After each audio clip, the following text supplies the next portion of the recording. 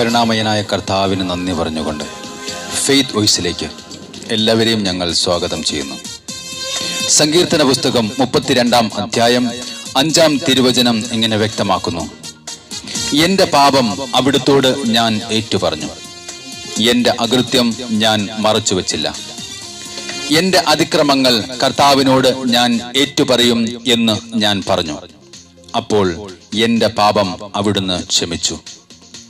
ക്രിസ്തുവിൽ ഏറ്റവും പ്രിയപ്പെട്ടവരെ, നാം എത്ര പ്രാർത്ഥിക്കുന്ന വ്യക്തിയാണെങ്കിലും, പാപം ചെയ്യുന്ന ശീലമുള്ള വ്യക്തിയാണെങ്കിൽ ദൈവവുമായി അകൽച്ചയുണ്ടാവുകയും ദൈവം നമ്മുടെ പ്രാർത്ഥനകൾ കേൾക്കാതിരിക്കുകയും ചെയ്യുന്നു എന്ന് മനസ്സിലാക്കുക.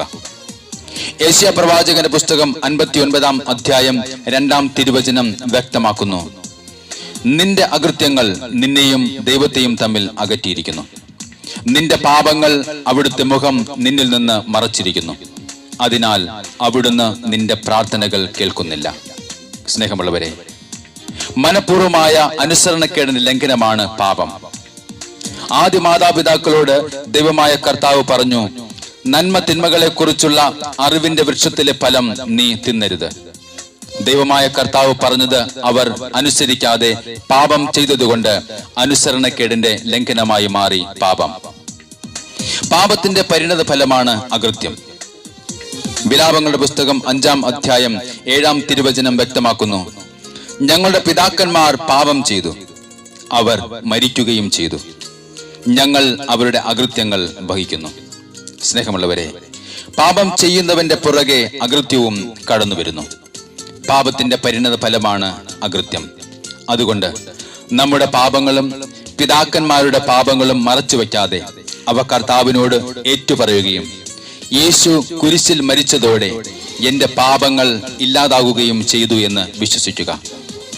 കൊളോസ്സായർക്ക് എഴുതിയ ലേഖനം 1-ാം അധ്യായം 14-ാം തിരുവചനം ഇങ്ങനെ വ്യക്തമാക്കുന്നു: അവനിലാണല്ലോ നമുക്ക് രക്ഷയും പാപമോചനവും ലഭിച്ചിരിക്കുന്നത്. തിരുവചനം നമ്മോട് ഇങ്ങനെ പ്രഖ്യാപിക്കുന്നു: നമുക്ക് ദോഷകരമായി നിന്ന ലിഖിത നിയമങ്ങളെ യേശു മായ്ച്ചു കളയുകയും അവയെ കുരിശിൽ തറച്ച് നിഷ്കാസനം ചെയ്യുകയും ചെയ്തു. സ്നേഹമുള്ളവരെ, നമ്മുടെ പഴയ മനുഷ്യനെ ദൂരെ എറിയുവാൻ നാം തയ്യാറാകുമ്പോൾ നമ്മുടെ പ്രാർത്ഥനകൾ അവിടുന്ന് കേൾക്കുകയും നമ്മുടെ പാപങ്ങൾ ക്ഷമിക്കുകയും ചെയ്യും. അതുകൊണ്ടാണ് തിരുവചനം ഇന്ന് നമ്മൾ കേട്ടത്: എന്റെ പാപം അവിടുത്തോട് ഞാൻ ഏറ്റുപറഞ്ഞു, എന്റെ അകൃത്യം ഞാൻ മറച്ചുവെച്ചില്ല. എന്റെ അതിക്രമങ്ങൾ കർത്താവിനോട് ഞാൻ ഏറ്റുപറയും എന്ന് ഞാൻ പറഞ്ഞു. അപ്പോൾ എന്റെ പാപം അവിടുന്ന് ക്ഷമിച്ചു. നമുക്ക് കർത്താവിനോട് മാപ്പ് ചോദിക്കാം. നമ്മുടെ പാപങ്ങൾ അവിടുന്ന് ക്ഷമിക്കും.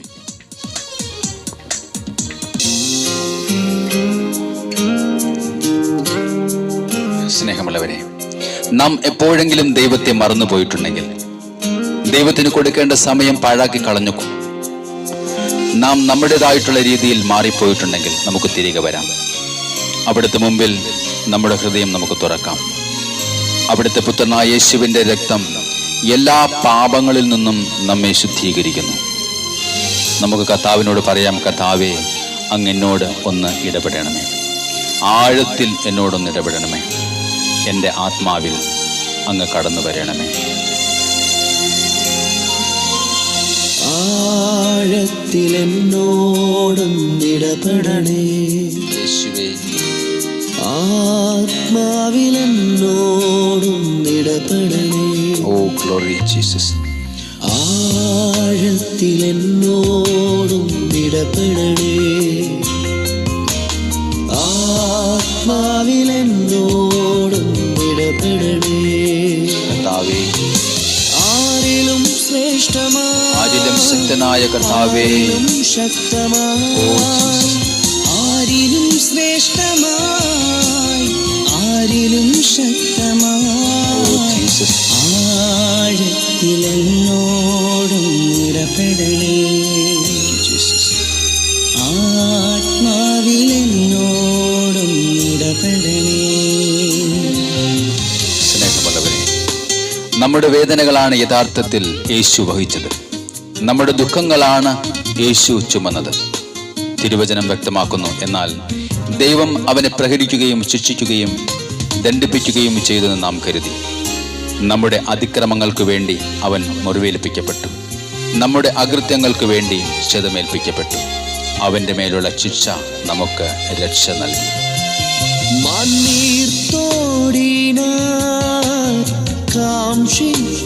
കർത്താവേ, ആത്മാവിനായി ദാഹിക്കുന്നേ, മാന്യത്തോടിനായി കാംക്ഷിക്കുമ്പോ ആത്മാവിനായി ദാഹിക്കുന്നേ. ജീവനീരനിക്ക് ഞങ്ങളങ്ങയുടെ ദാനമാണ് കർത്താവേ. യേശുവേ, ഞാൻ നിന്റെ ദാനമല്ലോ. ജീവനീരനിക്ക് ഇടണേ. യേശുവേ, ഞാൻ നിന്റെ ദാനമല്ലോ.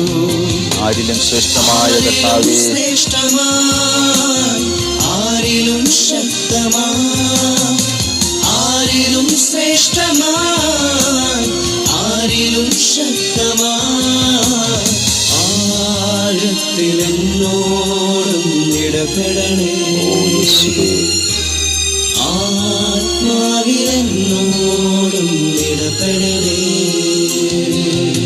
സ്നേഹമുള്ളവരെ, നമുക്ക് അവിടുത്തെ അടുത്തേക്ക് നമുക്ക് ചെല്ലാം.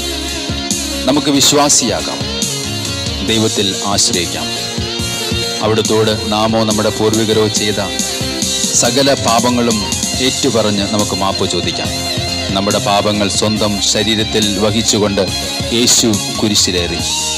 അത് നാം പാപത്തിന് മരിച്ച് നീതിക്കായി ജീവിക്കേണ്ടതിനാണ്.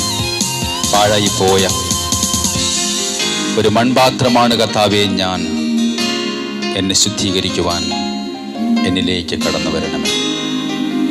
നമ്മുടെ ആത്മാവിനെ സമർപ്പിച്ച് നമ്മളോട് കരുണയാകുവാൻ നമുക്ക് പ്രാർത്ഥിക്കാം. പാഴായി പോയൊരു മൺപാത്രം ഞാൻ, ആത്മാവിനാൽ മെനഞ്ഞിടണേ. യേശുവേ, പാഴായി പോയൊരു മൺപാത്രം ഞാൻ, ആത്മാവിനാൽ മെനഞ്ഞിടണേ. കുശവൻ കയ്യിലേകുന്നിതാ, ഒരു മാനപാത്രമായി മാറ്റിടണേ. കുശവൻ കയ്യിലേകുന്നിതാ, ഒരു മാനപാത്രമായി മാറ്റിടണേ. ആരിലും ശ്രേഷ്ഠമായ കർത്താവേ, ആരിലും ശക്തനായ കർത്താവേ, ഞങ്ങൾ അങ്ങയുടെ സന്നിധിയിലേക്ക് തിരിച്ചു വരും. O glory Jesus. യേശുവേ, ആഴത്തിൽ എന്നോടും ഇടപെടണേ. ഹല്ലേലൂയ.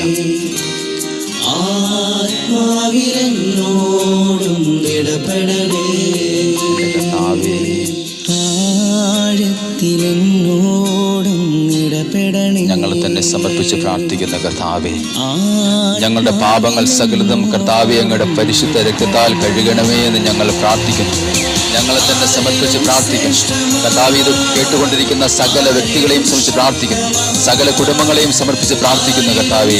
അങ്ങയുടെ പരിശുദ്ധ രക്തത്താൽ ഞങ്ങളെല്ലാം കർത്താവെ കഴുകണമേ എന്ന് ഞങ്ങൾ പ്രാർത്ഥിക്കുന്നു കർത്താവെ. അങ്ങയുടെ തിരുമുറിവിനാൽ സൗഖ്യമുണ്ടെന്ന് ഞങ്ങൾ വിശ്വസിക്കുന്നു.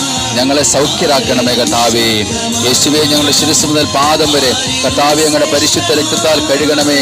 ഞങ്ങളുടെ ശരീരത്തെ, ആത്മാവിനെ, മനസ്സിനെ, ആന്തരിക കർത്താവെ മനുഷ്യനെ, ബാഹ്യ മനുഷ്യനെ കഴുകണമേ എന്ന് ഞങ്ങൾ പ്രാർത്ഥിക്കുന്നു. O glory Jesus.